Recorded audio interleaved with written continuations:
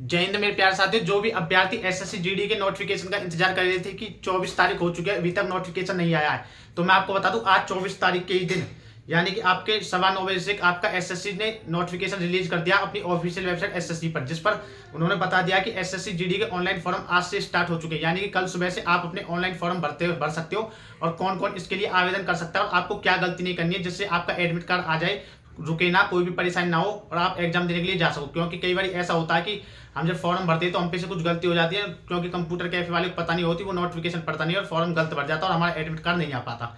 तो सबसे पहले जिन बातों को आपको ध्यान रखना, तो मैं आपको बता दूं, इसमें फॉर्म भरने की जो आपकी योग्यता वो सिर्फ साधारण 10वीं पास मांगी गई है। फॉर्म भरने की जो लास्ट डेट है वो आपकी 31 दिसंबर यानी 31 दिसंबर तक आप फॉर्म भर सकते हो। इसका जो आप पे एग्जाम होंगे वो आपके फरवरी मार्च 2024 में, यानी फरवरी में आपका एग्जाम स्टार्ट होगा और मार्च तक चलेगा। अगर हम इसमें बात करते हैं पदों के बारे में, तो टोटल जो पद है इसमें जो भर्ती कराई जाएगी ये आपकी BSF, CISF, CRPF, SSB, ITBP, Assam rifle और एसएसएफ, इनके खाली पदों पर होंगे। इसमें जो टोटल पद रहने वाले हैं वो आपके 26,000 से ज्यादा पदों पर भर्ती कराई जाएगी। इसमें मेल कैंडिडेटों के लिए जो भर्ती होगी, मेल कैंडिडेटों के लिए आपकी 23,347 पदों पर होगी। फीमेल कैंडिडेटों के लिए 2799 खाली पदों पर भर्ती कराई जाएगी। अगर हम बात करते हैं इसमें कौन कौन इसमें अप्लाई, उम्र सीमा क्या रहने वाली है फॉर्म भरने के लिए, इसमें जो आपकी उम्र सीमा रहने वाली है वो आपकी 18 से लेकर 23 वर्ष रहने वाली है। और यानी 1 तारीख पहला महीना 2024 को जो 23 साल तक का हो जाता है वो उसके लिए आवेदन कर सकता है। यानी कि 2 जनवरी 2001 से लेकर के 1 जनवरी 2006 तक, जिसका मतलब कि जो इसके बीच में जन्म हुआ वो उसके लिए आवेदन कर सकता है। अगर आप ओबीसी से आते हो तो आपको 3 साल की एक्स्ट्रा छूट दी जाएगी, यानी कि आप 18 से लेकर 26 साल की उम्र तक अपना फॉर्म भर सकते हो। अगर एससी एसटी से आते हो तो आपको 5 साल की एक्स्ट्रा छूट दी जाएगी। वहीं तो जो 1984 में और 2002 में जो गुजरात में दंगे हुए थे उसमें से कोई विक्टिम्स है तो उसको 5 साल की छूट दी गई है। इसी प्रकार से छूट दी गई है। नोटिफिकेशन आपको हमारे Telegram account Agniveer soldiers academy पर पूरा मिल जाएगा। उसी प्रकार अब आगे चलते हैं तो मैं आपको बता दूं, इसमें अब सिलेबस की अगर हम बात करते हैं कि इसमें सिलेबस में आपके एग्जाम में क्या क्या आपसे पूछा जाता है, तो इसमें जो सिलेबस आपका रहता है, पहले एग्जाम जो एनसीसी का जिनके पास सी सर्टिफिकेट होता है उनको 5% मिनिमम मार्क्स दिए जाते हैं, और जिनके पास एनसीसी का बी सर्टिफिकेट होता है उनको 3% मिनिमम मार्क्स दिए जाते हैं, और जिनके पास एनसीसी का ए सर्टिफिकेट होता है उनको 2% मिनिमम मार्क्स दिए जाते हैं। अगर हम बात करते हैं इसके सिलेबस के बारे में, इसके सिलेबस में आपको क्या क्या पूछा जाएगा, तो सबसे पहले मैं बता दूं 20 क्वेश्चन आपके रीजनिंग के आते हैं, जो आपके एक क्वेश्चन 2 नंबर का आता है। टोटल आपके 80 क्वेश्चन आते हैं। एग्जाम आपका 160 नंबर का होता है। इसमें जो रीजनिंग के क्वेश्चन आते हैं वो आपके 20 आते हैं, यानी कि एक क्वेश्चन 2 नंबर का तो 40 नंबर की रीजनिंग होगी, 20 क्वेश्चन 40 नंबर के। उसी प्रकार से जनरल नॉलेज और जनरल अवेयरनेस के 20 क्वेश्चन आते हैं। उसी प्रकार से मैथमेटिक्स के भी 20 क्वेश्चन आते हैं, और हिंदी और इंग्लिश ये आपके लिए ऑप्शनल होती है, जो आपको अच्छी लगे वो आप चुन सकते हो, उसके भी आपके 20 क्वेश्चन आते हैं। टोटल 80 क्वेश्चन आते हैं। आपको जो एग्जाम करने का टाइम होता है वो आपको 60 मिनट का होता है। ये एग्जाम कंप्यूटर बेस्ड एग्जाम होता है, कंप्यूटर पर आपको देना होता है।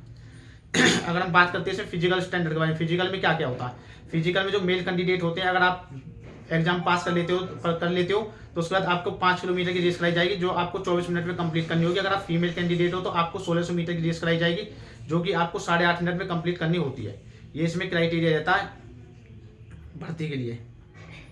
और जो लद्दाख रीजन के जो कैंडिडेट होते हैं उनकी जो भर्ती में कराई जाती है, मेल कैंडिडेटों की जो लद्दाख से बिलोंग करते हैं, रिलीजन इधर पहाड़ी क्षेत्र से आते हैं, उनको ये 1600 मीटर की रेस होती है 7 मिनट में, और फीमेल कैंडिडेटों की 800 मीटर की रेस होती है 5 मिनट में। ये लद्दाख वालों के लिए स्पेशल एक क्राइटेरिया दिया हुआ है। अगर हाइट की अगर हम बात करते हैं, हाइट इसमें 170 सेंटीमीटर मेल कैंडिडेट से मांगी जाती है, फीमेल कैंडिडेटों से 157 सेंटीमीटर मांगी जाती है, ये इसमें हाइट रहती है।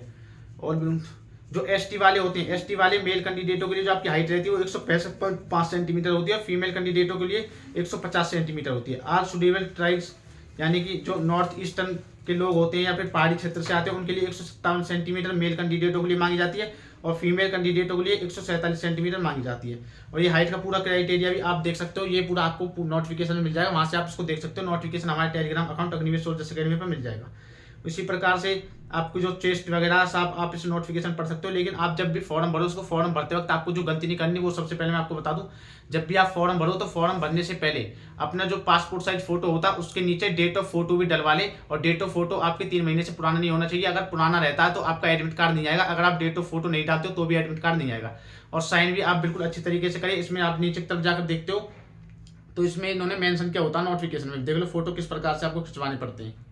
जो आपको फोटो खिंचवाने पड़ते हैं वो आपका इस प्रकार से सही होता है, जो सबसे ऊपर का दिया हुआ है ये इस प्रकार से सही होता है, इस प्रकार जो सबसे ऊपर का दिया हुआ। बाकी के जो नीचे के सब गलत है वो आप सारा कुछ नोटिफिकेशन देख सकते हो। अगर कोई डाउट है तो हमने इंस्टाग्राम का लिंक दे दिया डिस्क्रिप्शन में, वहां से आप मुझसे कांटेक्ट कर सकते हो, कुछ भी पूछ सकते हो। अगर आपको फॉर्म भरवाना हो, कोई दिक्कत आ रही है तो फॉर्म भी मैं भर दूंगा, यानी कि जो चार्ज लगते हैं उससे कम चार्ज लूंगा।